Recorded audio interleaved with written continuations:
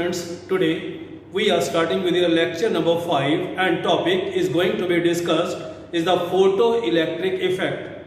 Listen students, it is the process of complete ejection of electrons from the surface of metal when the light of suitable frequency strikes over the surface of metal. Just for your experimental visualization, if we are considering it is a surface of metal containing a loosely bounded electron. Beta, when the light of suitable frequency strike the surface of metal, there is complete ejection of electron from the surface of metal. So this process of complete ejection of electron from the surface of metal when the light of suitable frequency strikes over the surface of metal is said to be photoelectric effect. So this concept was introduced by the Heinrich Hertz in 1887 and very important, photoelectric effect verifies the particle nature of an electron where process of complete ejection of electrons from the surface of metal when the light of suitable frequency strikes the surface of metal is called photoelectric effect, and electrons ejected from the surface of metal are called photoelectrons. Listen students, if we are considering it is the surface of metal when the light of suitable frequency when the light of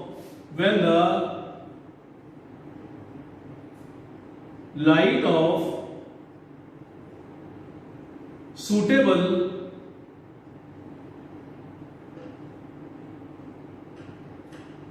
frequency strikes the surface of metal. Listen, process of complete ejection of electrons from the surface of metal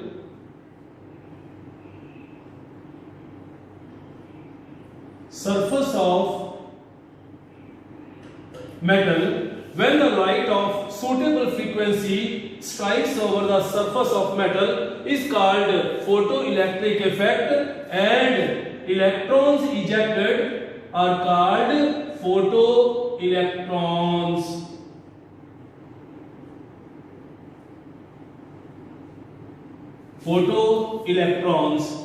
पर बेटा उस time पे कोई scientist इस चीज को accept करने के लिए रेडी नहीं था कि ये क्या हो गया कि अगर हम किसी ट्यूबलाइट या किसी बल्ब के आगे मेटल को रखेंगे तो उसमें से इलेक्ट्रॉन निकलने शुरू हो जाएंगे।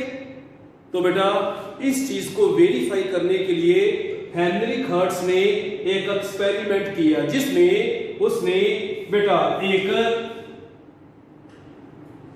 इवैक्यूएटेड डिस्चार्ज ट्यूब सिलेक्ट की जिसमें वैक्यूम था, जिसमें कोई गैस नहीं थी। सो बेटा उसने एक विंडो लेके उसके ऊपर एक क्वार्ट्ज जो था वो रिसीवर लगाया। हाँ, बड़ी बारी आपको ये क्वेश्चन पूछा जाएगा कि हम इस एक्सपेरिमेंट में क्वार्ट्ज क्यों लेते हैं, हम ग्लास क्यों नहीं ले लेते। बेटा क्वार्ट्ज और ग्लास दोनों सेम चीजें होती हैं, सिर्फ क्वार्ट्ज एक क्रिस्टलाइन सॉलिड है। क्रिस्टलाइन सॉलिड का मतलब है कि constituent units are regularly arranged, और ग्लास एक अमॉर्फस सॉलिड है। अमॉर्फस सॉलिड का मतलब होता है कि जब किसी भी सॉलिड में जो कंस्टिट्यूएंट्स हैं वो इररेगुलरली अरेंज्ड हों। तो बेटा अब हेनरिक हर्ट्ज ने बेटा क्वार्ट्ज लेके ग्लास क्यों लिया। बेटा just for your understanding, normally आपके घरों में जो विंडोज में शीशे लगे हैं that is an amorphous solid glass, और जो आप लोगों के आईज के आगे स्पेक्स में बेटा जो स्पेक्टेकल में ग्लास लगा है वो एक क्वार्ट्ज होता है। सो याद रखो कि हम यहाँ पे क्वार्ट्ज विंडो क्यों लेते हैं कि इसकी विंडोज में हमने क्वार्ट्ज क्यों लिया, ग्लास क्यों नहीं। Because glass has property to absorb photons, क्योंकि जब हमने यहाँ पे सोर्स ऑफ अल्ट्रावायलेट रेडिएशन में से अल्ट्रावायलेट रेडिएशन को अमिट करना है, अगर तो बेटा ये ग्लास होएगा तो ग्लास क्या करेगा कि इसमें से अमिट होने वाले जो मैक्सिमम फोटोन है उनको वो ही अब्सॉर्ब कर लेता है, जिस कारण ये मेटल जिसमें से हम इलेक्ट्रॉन इजेक्ट करके देखना चाहते हैं वो पॉसिबल नहीं हो पाता। सो याद रखो, why we are using quartz window but not glass, because glass has ability to absorb the photons. Listen बेटा, हेनरी हर्ट्ज ने इवैक्यूएटेड, मतलब वो वाली ट्यूब जिसमें कोई गैस नहीं थी, वो सिलेक्ट की, जिसमें उसने दो metal electrode, cathode as well as anode. So cathode जिसको हम इलेक्ट्रॉन अमिटर भी कहते हैं, और एनोड जिसको हेनरिक कहता था it is electron collector. Listen बेटा, जब हमने स्विच ऑन किया, इस बल्ब में से अल्ट्रावायलेट रेडिएशंस निकलनी शुरू हुई। जब अल्ट्रावायलेट रेडिएशंस मेटल के सरफेस के ऊपर आके टकराई तो बेटा यहां से कुछ इलेक्ट्रॉन्स अमिट हुए। सो ये इलेक्ट्रॉन्स नेगेटिवली चार्ज थे, जो कि पॉजिटिवली चार्ज्ड एनोड की तरफ दौड़ने शुरू हुए। बेटा जब ये एनोड के ऊपर आके टकराए, एकदम सर्किट कंप्लीट हुआ, गैल्वेनोमेट्रिक नीडल में डिफ्लेक्शन आ गई। तो बेटा deflection in galvanometric needle confirms that there is production of current, उसमें करंट प्रोड्यूस हुआ है।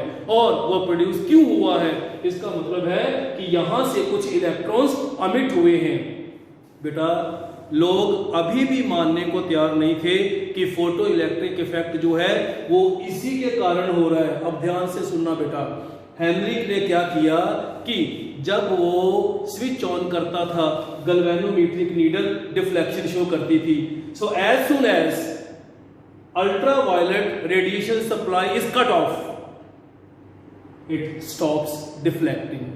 तो उसने क्या कहा कि ये कंफर्म हो गया कि लाइट से ही इलेक्ट्रॉन निकल रहे हैं। और याद रखो, गैल्वेनोमेट्रिक नीडल की जो डायरेक्शन है it always confirms about the direction of electrons. उससे ये भी कंफर्म हो गया इलेक्ट्रॉन्स कैथोड से निकल रहे हैं। और जब ये एनोड के ऊपर जाके टकराएंगे, सर्किट कंप्लीट होएगा, बेटा इमीडिएटली वहां पे हमारे पास एक इंडिकेशन आएगा कि current is producing in this experiment. So by performing this experiment, photo electric effect was verified by scientist Heinrich Hertz. So in which उसने कहा था कि deflection in needle of galvanometer stops as we cut off the supply of ultraviolet radiations. Now बेटा इसके बाद जब confirm हो गया कि फोटो इलेक्ट्रिक इफेक्ट एक रियल प्रैक्टिस में एग्जिस्ट कर सकता है। क्या है photo electric effect? Process of complete ejection of electrons from the surface of metal when the light of suitable frequency strikes over the surface of metal is said to be photo electric effect, and electrons ejected during photo electric effect are called photo electrons. Very very important, note this, photo electric effect is mainly used to verify the particle nature of electron.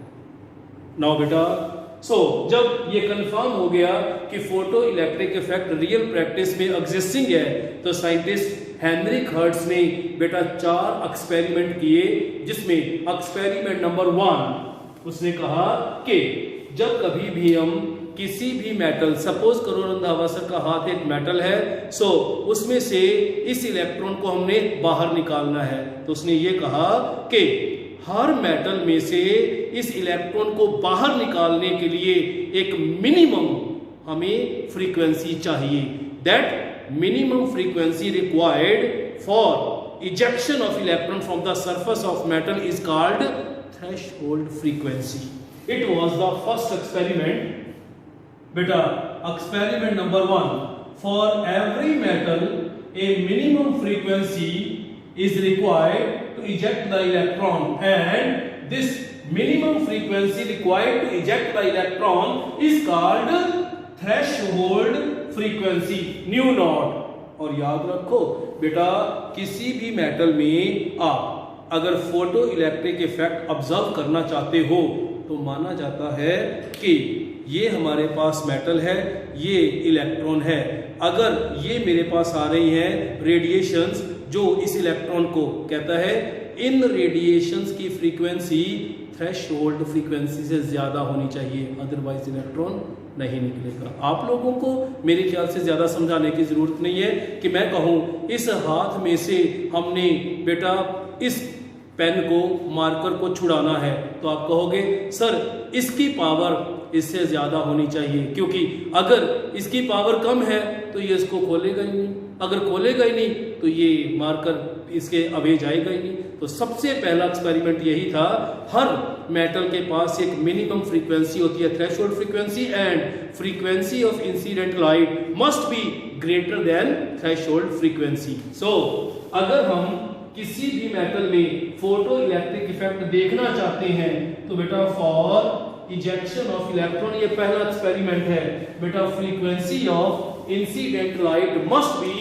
Greater than threshold frequency, new must be greater than nu not. Second बेटा, अगर हम number of electrons ejected को intensity of incident light के साथ relate करना चाहते हैं तो साइंटिस्ट हेनरिक ने कहा था कि number of electron ejected is directly proportional to intensity of incident light. What does it mean intensity? कि अगर हम 50 वाट का बल्ब जगाएंगे तो इलेक्ट्रॉन अगर 4 निकले हैं, तो अगर हम 100 वाट का बल्ब जगा देंगे तो नंबर ऑफ इलेक्ट्रॉन इजेक्टेड भी 8 हो जाएगा, वो बढ़ जाएगा.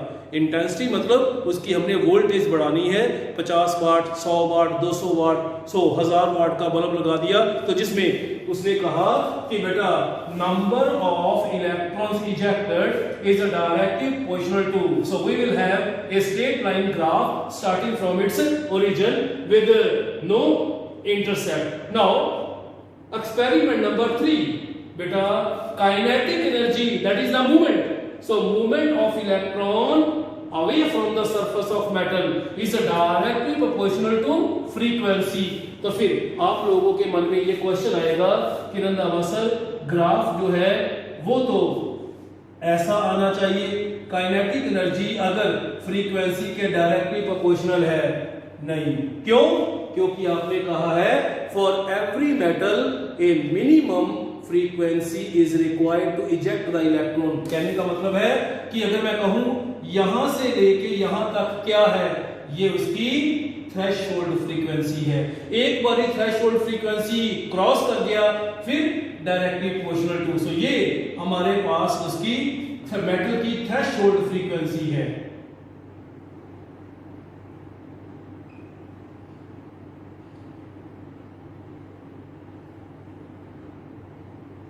Threshold frequency. तो फिर कहेंगे kinetic energy of electron ejected is directly proportional to frequency once threshold frequency is crossed. एक बार थ्रेशोल्ड फ्रीक्वेंसी क्रॉस हो गई, सो जो फ्रीक्वेंसी हम बढ़ाएंगे त्यों काइनेटिक एनर्जी ऑफ इलेक्ट्रॉन वो त्यों और तेजी से बाहर जाएंगे. और लास्ट एक्सपेरिमेंट है कि kinetic energy is independent of intensity. So बेटा कोई मेटल हमारे पास है, इसके ऊपर हमने 100 वाट का बल्ब जगाया, जो नंबर ऑफ इलेक्ट्रॉन है अगर हम 200 वाट का बल्ब करेंगे वो चेंज हो जाएंगे, पर बेटा उसमें उनकी स्पीड चेंज नहीं होगी, because kinetic energy movement of electrons away from the surface of metal is independent of the intensity of incident light. Now beta we are moving to the next topic, that is the beta we have explanation of explanation of photoelectric effect by using Planck's quantum theory. So scientist Planck ने ये कहा था कि अगर मैं कहूं ये एक सरफेस ऑफ मेटल है, ये हमारे पास बेटा सरफेस ऑफ मेटल है। सो अगर हम इसके ऊपर बेटा it is the energy of striking photon, जो फोटोन इसके मेटल के सरफेस के ऊपर आके इंसिडेंट हो रहे हैं, अगर उनकी एनर्जी E है, जो आप सब जानते हो h न्यू के इक्वल होती है, और बेटा जिस एनर्जी के साथ, जिस पावर के साथ इस मेटल ने इलेक्ट्रॉन को पकड़ा हुआ है, that is called its binding energy, also called threshold energy, also called work function of metal, जिसको हम बेटा E नॉट के साथ रिप्रेजेंट करते हैं। अब ध्यान से सुनो, साइंटिस्ट मैक्स प्लैंक ने कहा कि energy of striking photon is always equal to sum of binding energy and kinetic energy with which electrons are moving away from the surface of metal. Means according to Planck's quantum theory, बेटा energy of striking photon is sum of the binding energy and kinetic energy with which electrons are moving away from the surface of metal. Now we can say beta energy of striking photon is equal to binding energy or work function equal to kinetic energy, where energy is equal to h nu, beta threshold energy is equal to h nu naught. It is the frequency of incident light, it is the threshold frequency. Now kinetic energy will be equal to, ये इधर आके minus का हो जाएगा, h nu minus h nu naught, जिसमें h को हम common निकालेंगे, kinetic energy is equal to h nu minus nu naught. Consider as equation number 1। बेटा we know kinetic energy is always equal to half mv square, so you have to put the value of kinetic energy in equation number 1, that is half mv square is equal to h nu minus nu naught, where mv square is equal to, ये ऊपर आ जाएगा, so 2h nu minus where v square is equal to, m नीचे चला जाएगा, where v is equal to बेटा under root of 2h nu minus nu naught by m। Listen बेटा, आपने इस डेरिवेशन में से सबसे पहला पॉइंट ये सीखना है, अगर you have to calculate the kinetic energy of electron ejected from the surface of metal, that will be calculated by using the relation, learn करो h nu minus nu naught, h nu minus nu naught. और अगर आपको कहा जाए calculate the velocity of photo electron, calculate the velocity of photo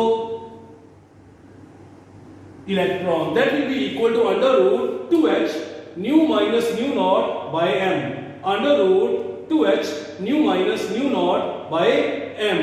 Now beta, by using photoelectric effect, by using explanation of photoelectric effect by Planck's quantum theory, we have some important numericals where we will discuss over here, and numericals related with the photoelectric effect. So first of all you must keep this concept in your mind, for photoelectric effect, for photoelectric effect beta nu must be greater than nu naught. Second, kinetic energy can be calculated by using the relation h nu minus nu naught, and velocity of electron ejected is equal to under root 2h nu minus nu naught by m।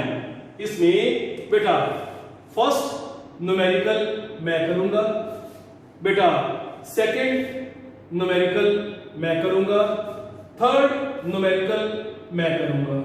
सो बाकी तीन numerical आपकी practice के लिए रहेंगे, और आप से ध्यान से बेटा पढ़ो।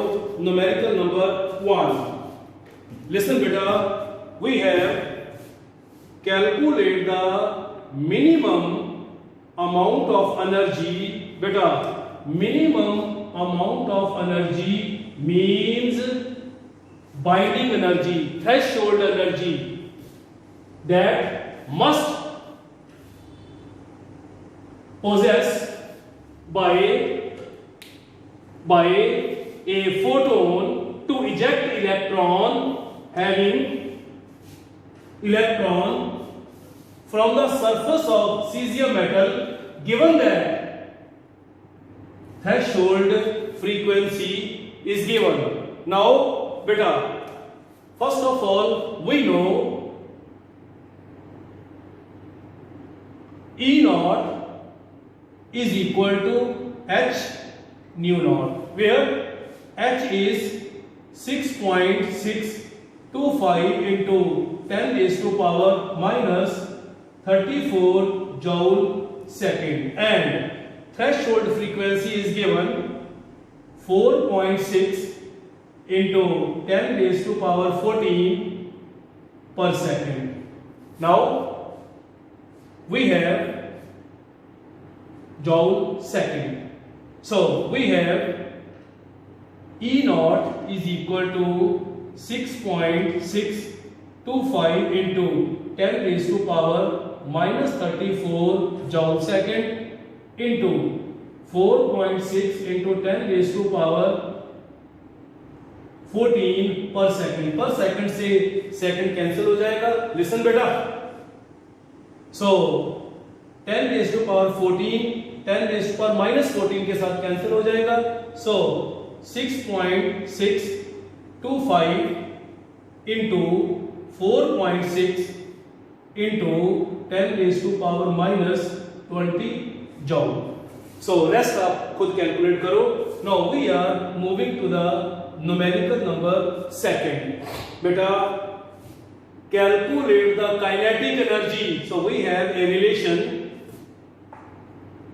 Kinetic energy is equal to H nu minus nu naught, where H is 6.625 into 10 raised to power minus 34 joule second. Now when ultraviolet radiations of frequency nu, we have 1 into 10 raised to power 16 per second, and threshold frequency is given, that is 5 into 10 raised to power 14 per second. Now बेटा हमारे पास बनेगा 6.625 into 10 raised to power minus 34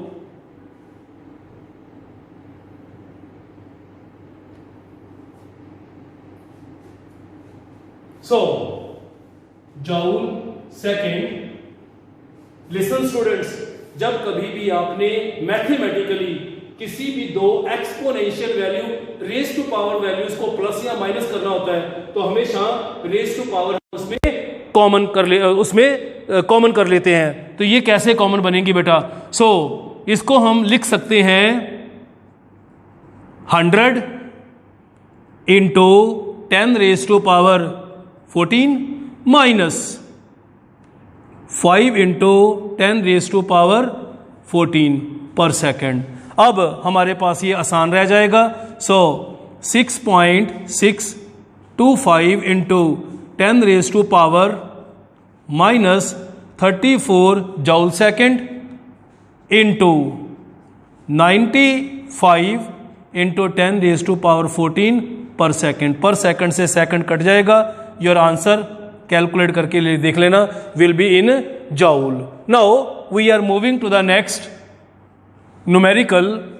When radiation of 4000 angstrom, beta lambda is given, is a 4000 angstrom is equal to 4000 into 10 raised to power minus 10 meter is equal to beta 4 into 10 raised to power minus n. क्यों? क्योंकि ये 3 zero plus वाले minus के साथ cancel हो जाएंगे. Will be in metre. देखते हैं. Strike the surface of sodium atom. Were the electron be ejected? So बेटा आपको मालूम है कि इलेक्ट्रॉन इजेक्ट करने के लिए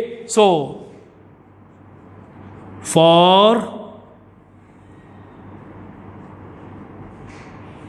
ejection of electrons nu must be greater than nu naught. जहां पे आपके पास लैम्डा है, can you calculate nu? So nu is equal to c by lambda, where c is 3 into 10 raised to power 8 meter per second and lambda we have 4 into 10 raised to power minus 7. So ये बन जाएगा 3 by 4 into 10 raised to power ऊपर जाके plus का हो जाएगा 15 per second will be equal to 0.75 into 10 raised to power 15 per second. पर देखो उसने हमें ये दिया हुआ है, it is 5 into 10 raised to power 14. सो जिसमें given that nu naught, given that, so we have, so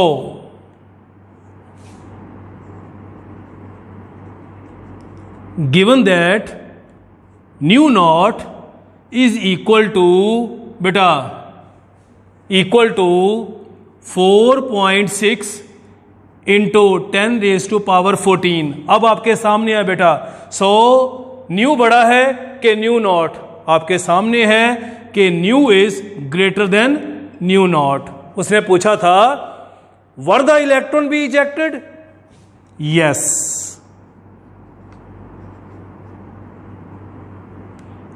electrons will eject. क्यों बेटा? क्योंकि frequency of incident light is greater than that of the threshold frequency. So बेटा आज आपने photo electric effect, experiments of photo electric effect and explanation of photo electric effect by Planck's quantum theory and numericals related with photo electric effect discuss किए हैं, जिसमें पहले 3 numerical मैंने solve कर दिए हैं. सो 4th, 5th और 6th बेटा आपकी प्रैक्टिस के लिए हैं, जो कि हम व्हाट्सएप ग्रुप में डिस्कस करेंगे.